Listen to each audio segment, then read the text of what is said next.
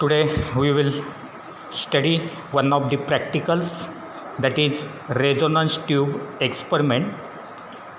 With the help of this resonance tube experiment, we can determine the velocity of sound in air at room temperature.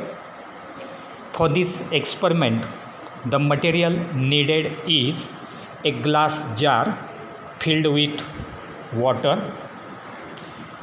This is a metallic pipe which is open at both ends. It will be shown here. So it is the metallic pipe which is open at both ends. So this will act as the resonance tube. That resonance tube will be partly dipped into water filled in the jar, so that lower end of that pipe will be closed with the help of water, and above the surface of water inside this pipe the air column will be formed, and therefore by raising this tube upwards or lowering it downwards inside the liquid, inside water, we can change the length of the air column. If this pipe is raised, then length of the air column inside the pipe will increase, and if it is lowered, if it is dipped more and more into water, then the length of the air column inside it will decrease, and therefore by raising and lowering this pipe inside the water, we can change the length of the air column. Then it will be kept hang with the help of this stand. Then different tuning forks having different frequencies will be given. So first of all, these tuning forks which are marked here with their frequencies. Now suppose it is of 512 hertz. So like this, all the tuning forks will be now first arranged in their ascending or descending order of frequencies.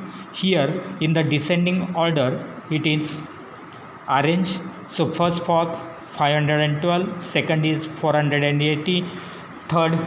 So this will be represented here in the observation table: 512, 480, 420, 341, and at last the fifth is taken as the unknown. So that label will be fixed here on its value of the frequency.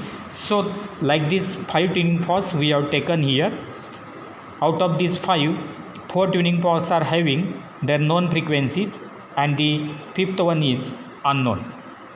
Then for vibrating these tuning forks, to set this vibration set into vibrations these tuning forks, this rubber pad will be there. So by hammering one of the prongs of the tuning fork on this rubber pad, we can vibrate or set it into vibrations. Similarly, to measure the inner diameter of this pipe, this vernier caliper will be given. With the help of this vernier caliper, that is whose least count equal to 0.01 centimeter, we can measure the inner diameter of that resonance tube minimum for 3 different readings. Then in order to measure the resonating length of the air column, the scale will be provided. With the help of this scale, we can measure the length, that is from the surface of water to the upper end of that tube up to this. This will be the length, that is from upper end of this pipe to the liquid surface or water surface. That will represent the vibrating length or the resonating length of the air column.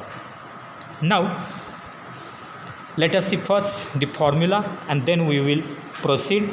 So for the determination of the velocity of sound in air, first of all we will have to find out the end correction, which is given by the formula E equal to 0.3 d mean. Mean diameter of this pipe will be considered, so that minimum 3 times we will have to measure its inner diameter, then find its mean value, and then it will be used to find the end correction E equal to 0.3 d mean.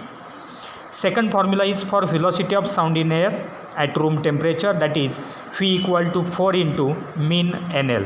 From observation table we will find this mean of NL, that is product of frequency and resonating length, that is NL, and if it is multiplied by 4 then we will get velocity of sound in air.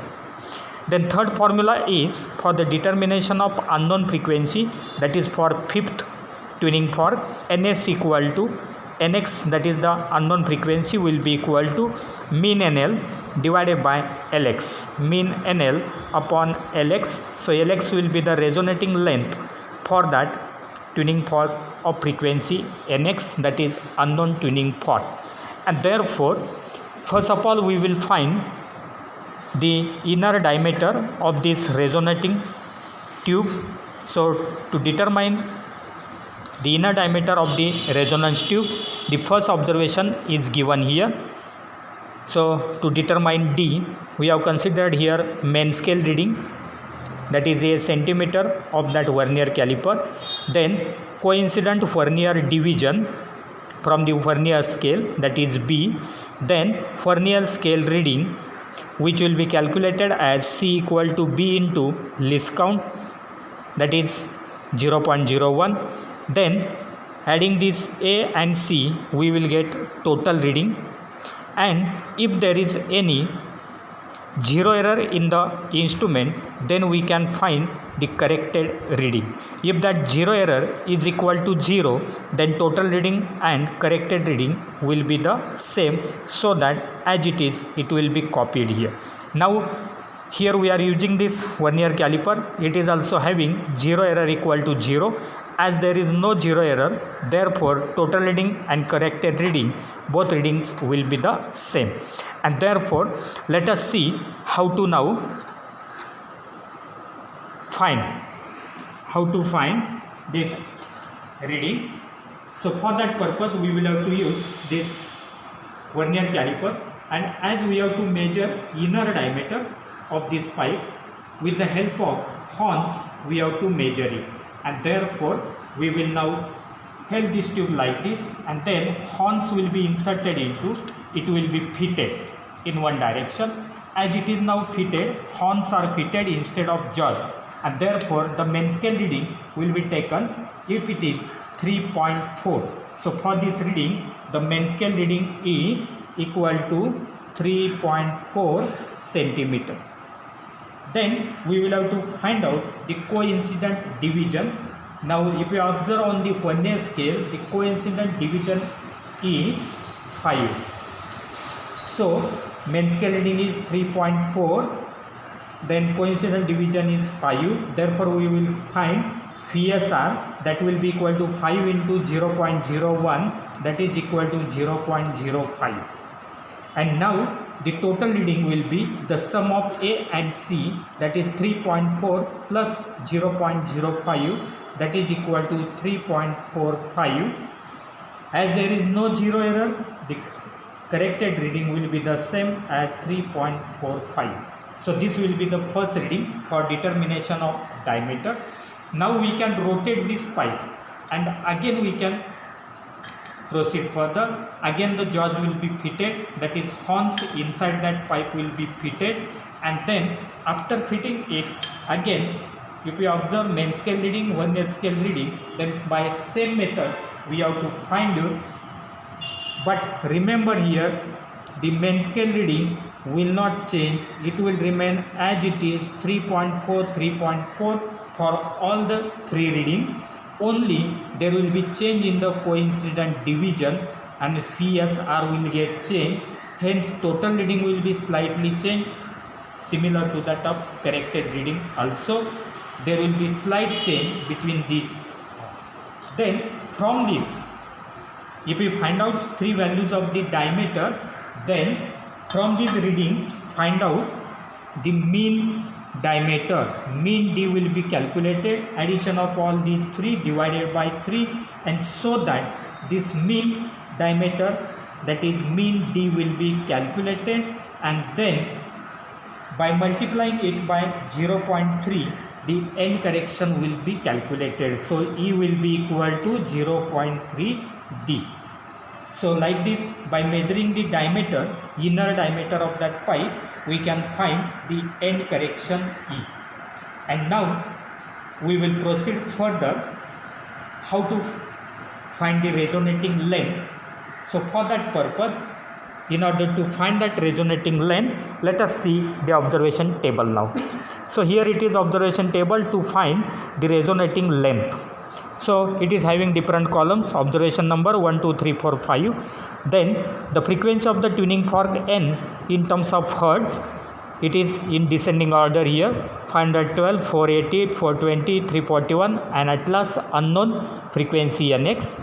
Then in the next column we will have to find out the resonating length of that resonance tube. Resonating length minimum for 2 times we will have to find out this procedure, and this length L1 and L2 in terms of centimeter will be measured. So L1, L2, these are the 2 resonating lengths for the same frequency 512. Then mean of these two L1 and L2 will be written here as mean L centimeter. This is small l. Now from this corrected length will be calculated, that is capital L is equal to small l plus E in terms of centimeter. So this will be the corrected length now. Now from the column of N and the column of capital L, find out their product, that is NL. So product of NL will be found here, and in the last column we can find reciprocal of this L, that is 1 by L in terms of centimeter inverse. So this will be the observation table here, and then by taking the readings of for all the tuning forks for known as well as unknown frequency, find NL for these only known values. NL will be here for known values, because for unknown N is unknown, and therefore for these 4 readings only you will get NL. Then find mean NL, and then we can use it for the calculation. So now let us see how to proceed to take the readings of it. So this resonance tube will be now kept deep partly into water filled in this jar. Now first of all, the first tuning fork of 512 Hz frequency will be taken.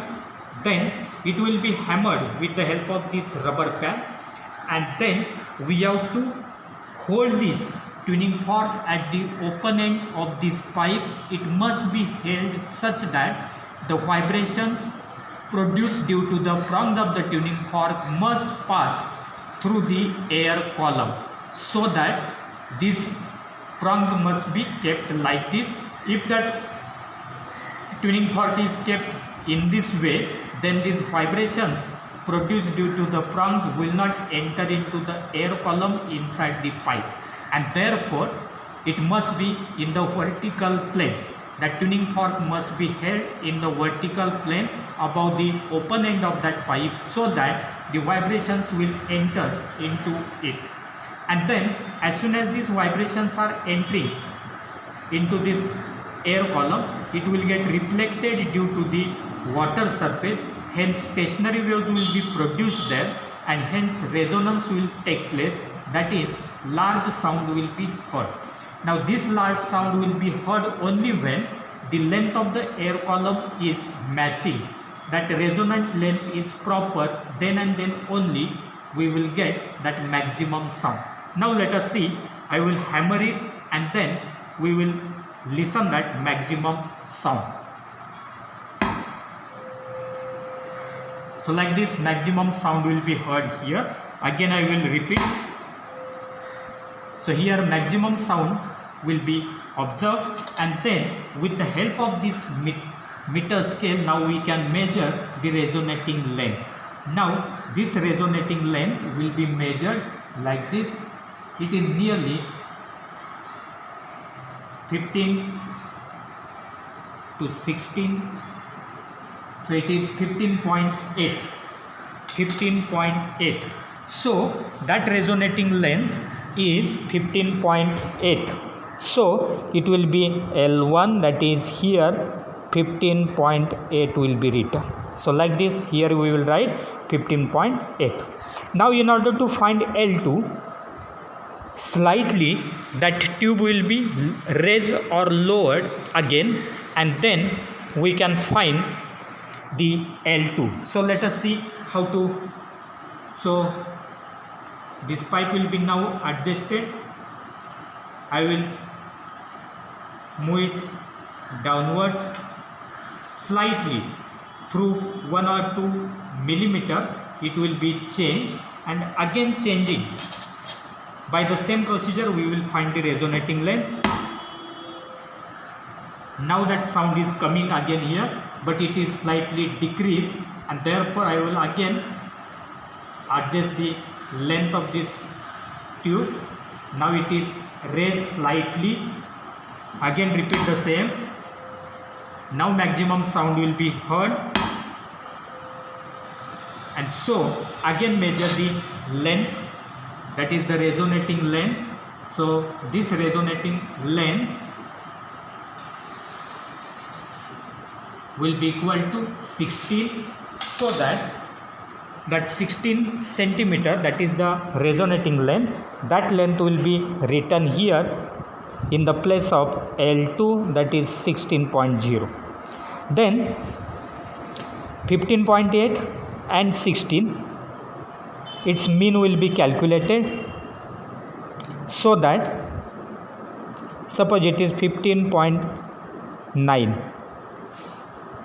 So this 15.9 will give us the mean L, that is small l. Then this 15.9 will be now added here to E, that is 0.3D, which we have calculated here, or in this case we have calculated by measuring that diameter, it is 0.3. So that value of E will be added here, and this total length capital L will be written here. Then the product of this N and this L will be written here. So that will give us the product of NL, and at last the reciprocal of this capital L will be written in the last column. So in this way, for all other frequencies, for next frequencies, we will proceed further up to 1 by L. Then for this L1 we will get, L2 will get, and this will be LX here. So this will be LX. Again here we will get capital LX. So here there will be no NL because N is unknown. We will get the length, but there will be no frequency, and at last it will be 1 by LX. It is 1 by LX. Then by calculating values of NL, find out mean NL, and then by the second formula, phi will be equal to 4 into mean NL, so that we will get velocity. Now we will have to find out NX. Again NX will be found by calculation, that is mean NL upon its LX. So its LX is here. If mean NL is divided by this LX, we will get NX.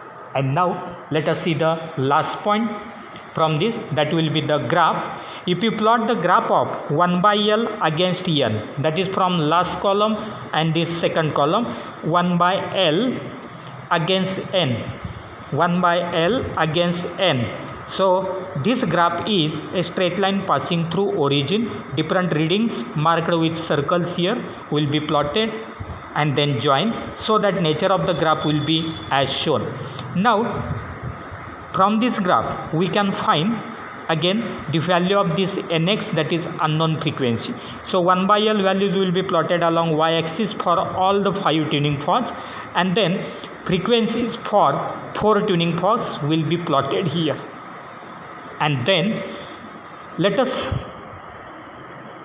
draw the perpendicular from the value of 1 by Lx, because we know that 1 by Lx for this unknown tuning fork, and therefore from this y-axis that is from 1 by L axis. From the value of 1 by Lx, draw perpendicular up to this graph, and from this graph again draw perpendicular on n axis, that is x axis. So this perpendicular is meeting at this point to this frequency axis, that is n axis.